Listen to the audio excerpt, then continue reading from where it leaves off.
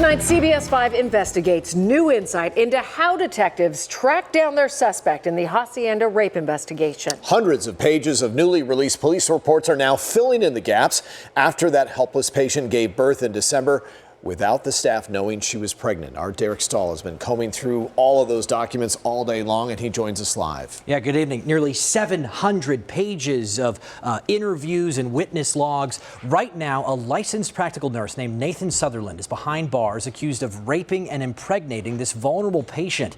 He was arrested 24 days after the birth. Well, these new documents show police launched a vast campaign to collect and test DNA. But it was actually something else that helped crack the case. In the days after a paralyzed and mentally disabled patient unexpectedly gave birth, new documents show police considered every male employee at Hacienda Healthcare an investigative lead. In January, detectives began collecting DNA from at least 80 employees and possibly more. Everyone from caregivers to security guards all the way up to the COO. But it wasn't DNA that initially led police to 36-year-old Nathan Sutherland. It was a tip. The records say a parent of another patient went to police with text messages from staff who claimed they were too afraid to come forward. In the texts, staff said a specific male nurse had been acting weird lately. He admitted to other staff he had done something wrong, and he was shaking when he said it. The same day as the tip, police couldn't reach Nathan Sutherland for an interview.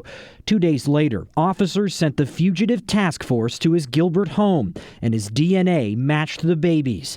After Sutherland's arrest, several co-workers came forward and said they noticed his behavior and appearance changed drastically over the past few months.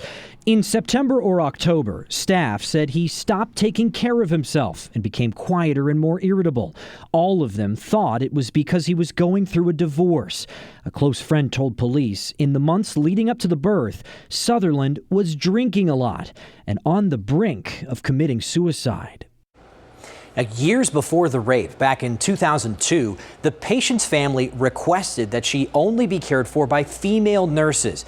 We've never understood exactly why they made that request, but in these new documents, a supervisor says that in 2001 or 2002, Hacienda actually fired several employees over allegations of some sort of abuse. So there may be past problems here.